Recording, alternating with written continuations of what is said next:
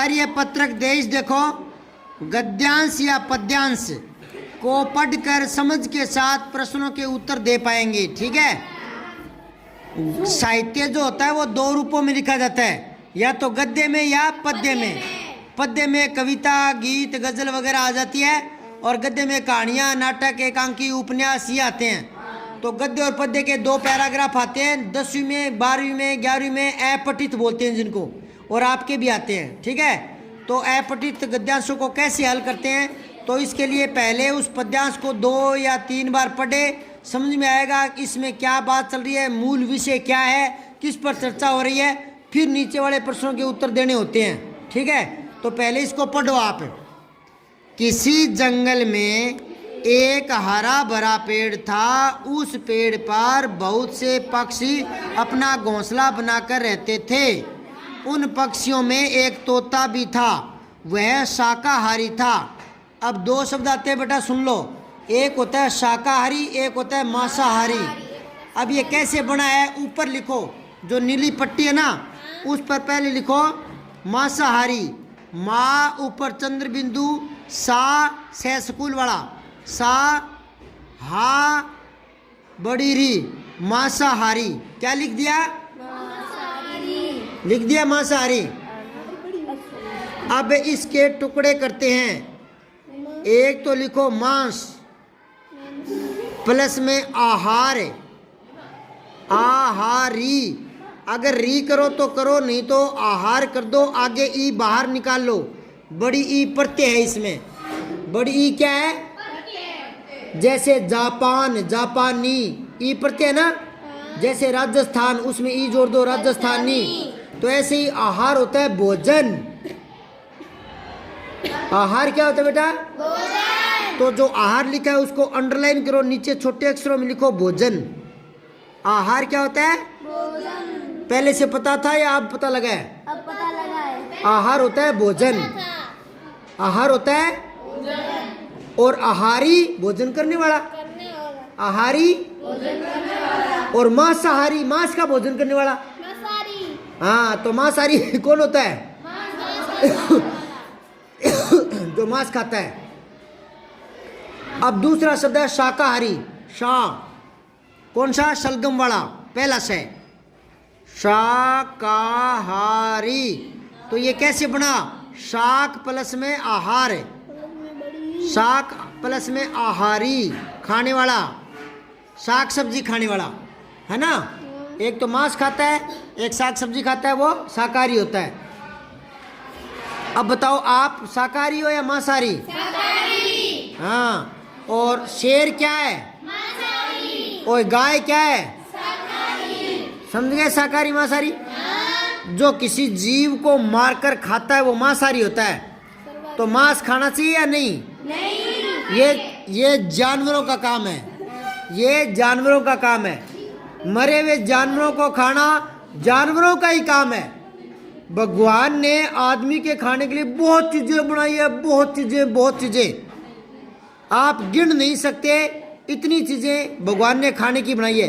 इतने प्रकार के अनाज हैं कि आपके तो पूरे याद ही नहीं होंगे कि क्या क्या अनाज किस किस काम आता है। ठीक है ना, बहुत सारी साग सब्जियां, फल फ्रूट, कितने प्रकार की सब्जियां हैं, देखो आप, समझ गए। तो इतनी चीजें भगवान ने दी है, तो मांस खाना तो बेवकूफ़ी है। क्या है, बेवकूफ़ी। हाँ, चलो अब आगे देखो, दोबारा से पढ़ देता हूँ मैं इसको। किसी जंगल में एक हरा पेड़ था, हरा भरा, ठीक है। उस पेड़ पर बहुत सारे पक्षी अपना घोंसला बनाकर रहते थे। उन पक्षियों में एक तोता भी था। तोता शाकाहारी था। अन्य पक्षी तो फल फूलों के साथ साथ कीड़े मकोड़े भी खा जाते थे, लेकिन तोता कीड़े मकोड़े नहीं खाता था। वो क्या था, शाकाहारी था। परंतु वह तोता केवल पेड़ के फल फूल खाकर ही संतुष्ट रहता था। एक दिन उस जंगल में एक शिकारी आया। हरे बड़े पेड़ पर तरह तरह के पक्षियों को बैठा देखकर उसने शिकार करने की सोची। उसने जहर से बने बाण से एक पक्षी पर निशाना लगा दिया, किंतु उसका निशाना चूक गया, मतलब पक्षी के लगा नहीं, और बाण पेड़ के तने में जा लगा। जो बाण था ना, तीर, वो तने में जाकर फंस गया। लेकिन कोई पक्षी नहीं मरा। कुछ दिनों के बाद पेड़ जहर के असर से सूख गया। बाण के आगे जहर लगा हुआ था, तो जहर का असर पेड़ के तने में गया, तो धीरे धीरे वो पूरे पेड़ में जहर फैल गया, तो पत्तियां पीली होकर गिरने लगी, पेड़ सूखने लगा और पक्षियों का आशियाना उजड़ गया। आशियाना होता है रहने का स्थान, घर, घोंसले। आशियाना रहने का स्थान। आशियाना क्या होता है? हाँ, घर। घर का मतलब घोंसले पक्षियों के, वो जगह ही नहीं रही, टहनियाँ सूख गई। समझ में आ रही बात है? अब इसमें जो कुछ भी आपने पढ़ा है उसके आधार पर नीचे प्रश्न है, उनके उत्तर देने हैं। पहला है, दिए गए विकल्पों में से सही उत्तर चुनना है आपको। 4 दे रखे हैं, एबेसद है, इनमें भरना है आपको। जंगल में कैसा पेड़ था? हाँ, हरा भरा। यहाँ एक शब्द है बेटा, विशैला, इसी में आगे। ये अभी मैं कक्षा 6 में बता कर आया हूँ, तो आप भी सुने। क्या शब्द था? विशैला। क्या था? विशैला।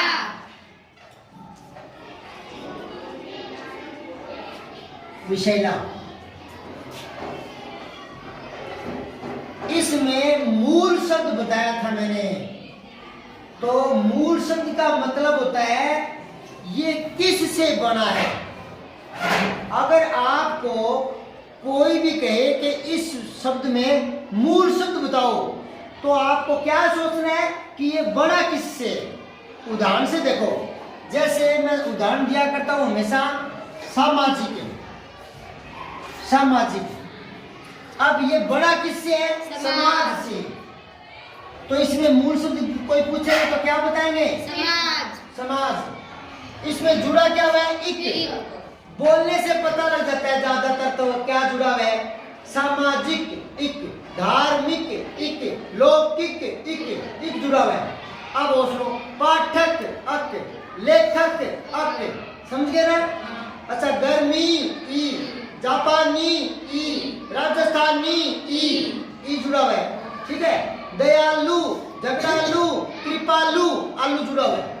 आलू ये नहीं, छोटा लू ये जुड़ा हुआ है।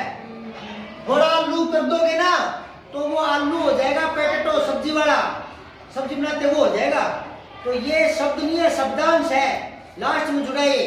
तो अगर आपको पूछे दयालु लिखना है तो ये दयालु हो गया। दयालु में बड़ा लू नहीं आता, समझ गए? छोटा लू आता है। अब मुझे ये बताओ, कोई आपको कहे दयालु में मूल शब्द बताओ, तो क्या सोचना है? बड़ा किससे? आपको कोई कहे दयालु में मूल शब्द बताओ, तो सोचना क्या है? किससे बना है? किससे बना है? तो दयालु किससे बना है? दया से, कि वो आदमी बहुत ही दयालु है, मतलब दया करता है लोगों पर, तो दयालु दया से बना है। तो दया मूल शब्द है, समझे? अब मैं कहूं वह धर्म का पालन करता है, बेचारा बहुत ही धार्मिक आदमी है, तो मैंने धार्मिक शब्द बोल दिया। क्या बोल दिया? धार्मिक। अब बोलने से ही पता लग जाता है कि प्रत्यय क्या जुड़ा हुआ है? धार्मिक इक। क्या जुड़ा हुआ है? इक। समझ गए? अब इसमें मूल शब्द पूछ ले तो धर्म। क्या? सोचना क्या है? किससे बना है? तो धार्मिक किससे बना है? धर्म से। वह धर्म का पालन करता है, धार्मिक आदमी है, तो धर्म से बना है, तो मूल शब्द निकल गया धार्मिक से धर्म। समझ बात है? अब यहाँ आओ, विशैला, ये बना है विष से। विष, हाँ, विष का मतलब होता है जहर। मैं कक्षा 6 में ये कैसे आया, विलोम शब्द में आया था, तब बता रहा था। विलोम शब्द में अमृत आया था, अमृत। क्या आया था? अमृत। अमृत। अब देखो, मृत क्या होता है? मरा हुआ। मृत, मरने वाले को बोलते हैं ना, मृत। और अमृत, जो मरे नहीं। अमृत, जो मरे नहीं। तो ऐसा पदार्थ है जिसको खाने से आदमी मरे ही नहीं, अमर हो जाए, वो पदार्थ उसको बोलते हैं अमृत। और इसका उल्टा हो जाएगा, जिसको खाने से मर जाए अमृत का उल्टा हो गया विष। अमृत का उल्टा विष। अब विष से बन गया विषैला। क्या बन गया? विषैला। कई बार कहते हैं कि ये कीड़ा विषैला है, किसी विषैले कीड़े ने इसको काट लिया। विषैले कीड़े ने काट लिया मतलब जहरीले कीड़े ने काट लिया। विषैला जहरीला। देखो, विष जहर, विषैला जहरीला। विष जहर। विषैला जहरीला। समझे? हाँ। अब ये बताओ, जहरीला, इसमें मूल शब्द क्या है? जहर। जहर। हाँ। और जुड़ा क्या है? इला। इला। क्या जुड़ा हुआ है? इला। बड़ी ई और ला। इसमें छोटी ई और क्या एक, ये देखो छोटी ई और ये देखो बड़ी ई, तो इला। क्या ये? इला। इला। मूल शब्द क्या था? जहर। अब यहां देखो, इसमें मूल शब्द तो मैंने बता दिया विष है, विषैला में विष। अब ये बीएड कंपटीशन में, बीएसटीसी में कंपटीशन में आता है कि विषैला में प्रत्यय छांटिए। प्रत्यय क्या होता है? जो शब्दांश लास्ट में जुड़ता है, उपसेट जो शब्दांश पहले जुड़ता है। तो विषैला में वो 4 देगा, ए बे से दे, ए बे से और दे। ए में दे देगा ला, बे में दे देगा वो इला, से में दे देगा वो एला, ऐला, और इसमें दे देगा एला। लो, ये 4 दे दिए। अब बताओ कौन सा प्रत्यय है? यही सोचते हैं कि प्रत्यय तो लास्ट में जुड़ता है, ये रहा ला, ये करके आ जाते हैं। ऐसे थोड़ी है। अगर ये मान लेंगे तो फिर ये तो पीछे कोई शब्द नहीं है, तो ये विष प्लस में ऐला, ऐ, ए, ऐ। हाँ, विषैला, जिसके कोई मात्रा नहीं, वो तो है एक मात्रा वाला। ए आ ई उ री ए ऐ, तो ये तो ए है, ये तो है एक मात्रा वाला के, और जिसके एक मात्रा हो गई वो हो गया 2 मात्रा वाला। ये ए है, ये के तो एक मात्रा वाला। जिस पर मात्रा नहीं है वो तो एक मात्रा वाला, और जिस पर एक मात्रा वो 2 वाला है। तो ये विषैला, इसमें ये प्रत्यय है या ये? से। समझ गए? अब आओ इधर। टाइम हो गया क्या? करा दूंगे 2 1 10 मिनट पड़े। 10 मिनट दो जगो, एक करवा दें आज, ठीक है? तो विषैला समझ गए आप? विष प्लस में ऐला, मूल शब्द विष है और विष बोलते हैं जहर को। और विलोम शब्द याद करने हो ना तो यूं बोला करो, अमृत विष, अमृत विष, अमृत विष, अमृत विष। बार बार बोलो, बार बार। इनके कोई सूत्र नहीं है विलोम शब्दों के, बार बार बोलने से याद हो जाते हैं। जैसे ही मैं विष बोलूं वैसे आपको अमृत बोलना है। जैसे ही मैं अमृत बोलूं आपके मुंह से झट से विष निकलना चाहिए। क्यों झट से कब निकलेगा? जब रट लोगे तोते की तरह। इनमें कोई समीकरण नहीं है, कोई सूत्र नहीं है। विलोम शब्द तो रटने पड़ेंगे। और कैसे रटे जाएंगे? 2-4 बार बोलने से नहीं, 50 बार बोलने से। डानी जाओ ना तो बावड़े हो जाया करो, बावड़े। अमृत विष, अमृत विष, अमृत विष, अमृत विष, विष अमृत, अमृत विष, विष अमृत, अमृत विष। पागलों की तरह करो। कई बार पागल बनने में आनंद आता है, कई बार पागल बनने में भी। हाँ, पढ़ाई का आनंद लो, पढ़ाई आनंद का विषय है, टेंशन मत लो, ठीक है? तोता कहाँ रहता था? पेड़ पर। पेड़ पर पक्षी क्या बना रहे थे? घोंसला। तोता शाकाहारी था। शाकाहारी का अर्थ क्या होता है? हाँ, मांस का सेवन नहीं करने वाला। रिक्तस्थान की पूर्ति करनी है। फल फूल है, एक तो एक पक्षी है, एक जहर है, एक वर्षा है, एक बाण है। ये शब्द आपको नीचे भरने हैं। तो हरा भरा पेड़ के असर से सूख गया, जहर के असर से सूख गया, जहर, ठीक है? फिर है पेड़ों पर बहुत से हाँ अपना घोंसला बना रहे थे पक्षी। फिर है के जहर से पेड़ सूख गया, बाण के जहर से। बाण, बाण को क्या बोलते हैं? तीर। हाँ। फिर है शाकाहारी पक्षी खाकर ही अपनी भूख मिटाते हैं। फल फूल।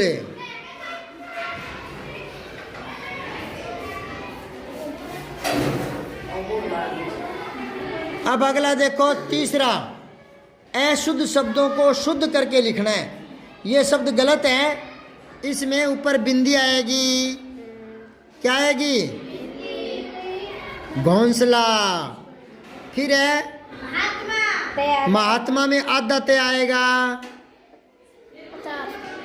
पश्चात में शयाद आएगा, पश्चात। ठीक है। फिर धार्मिक ऊपर रे आएगा। Very good. अब है चौथा, शब्द युग्मों से वाक्य बनाने। शब्द युग्म होता है जोड़ा। युग्म क्या होता है? जैसे हरा भरा, जोड़ा बन गया ना हरा भरा, तो ऐसे आपको बनाना है। हरा भरा, बगीचे में हरा भरा पेड़ है, एक बना के दिखा दिया। अब आप बनाओ दाल रोटी। वाह, राजस्थान का मुख्य भोजन दाल रोटी है। दाल रोटी है।